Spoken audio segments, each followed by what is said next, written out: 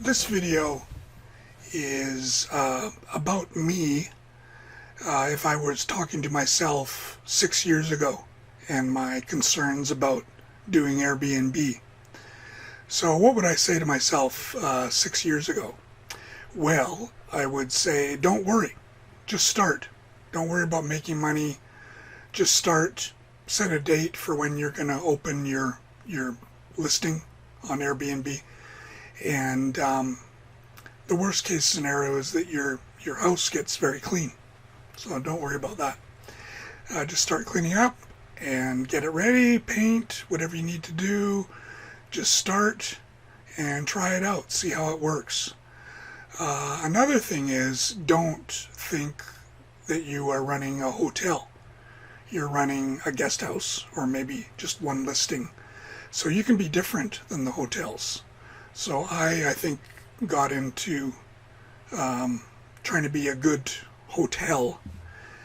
So I bought mini fridges and things like that, and it was a mistake. Yeah, I should have bought big fridges because some of my suites they host 4 to 5 people. So a mini fridge doesn't really make sense. About signs. I get a lot of guests from Asia, a lot of guests from China, and once I put signs in Chinese, things went a lot more smoothly. Of course, I have signs in English as well, and I give out information in mostly English, but a little bit in Chinese. So that helped a lot. That your guests know how to do things correctly. Just because you have a certain way of doing it, don't assume that they do. So if there's something that you want done, you probably need to educate them. For example, some of our guests would stand on the toilet, I assume, and would throw their used toilet paper in the trash can as opposed to in the toilet. So we had to teach them about that. Some guests like to splash around in the sink and the water would get all over the floor, and they didn't think that was a bad thing. So again, we had to educate them about that. So you're going to need to educate them about what you expect. What else? I would think that if I stay somewhere in someone's home, I'm not going to leave all my dirty dishes. I'm going to do those before I leave.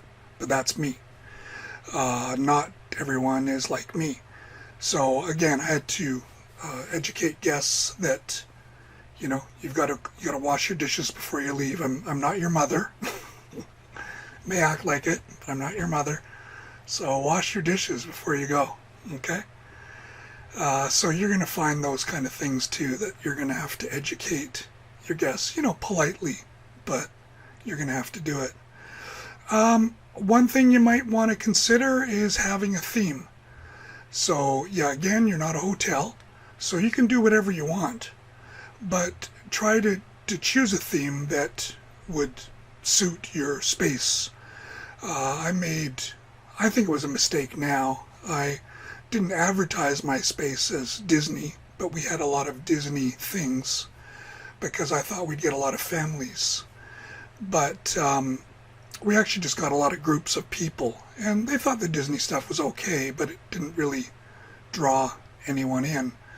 So I've since changed that to kind of a 1950s, 1960s theme, and we did a lot more work on the place, and we get a lot higher ratings now. So maybe try something out and see how it works.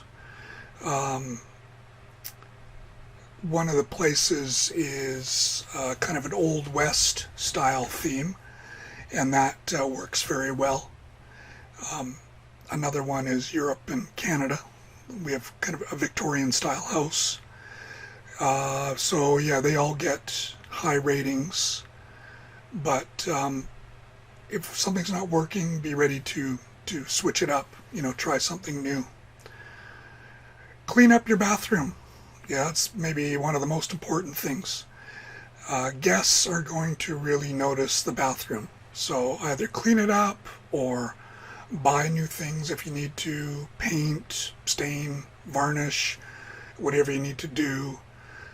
We replaced 3 toilets in 3 different suites, and then in another suite we replaced the toilet seat for a heated kind of washlet bidet type seat. So all of those things, be ready to change it up and do all that. Okay, and good luck with it. So yeah, just start, set a date and start. Otherwise I think you won't do anything. So set a date, get your listing. You're going to open on May 1st and get it ready. Get it ready for May 1st. Put some pressure on yourself and you'll find you do it, and I think you'll be happy.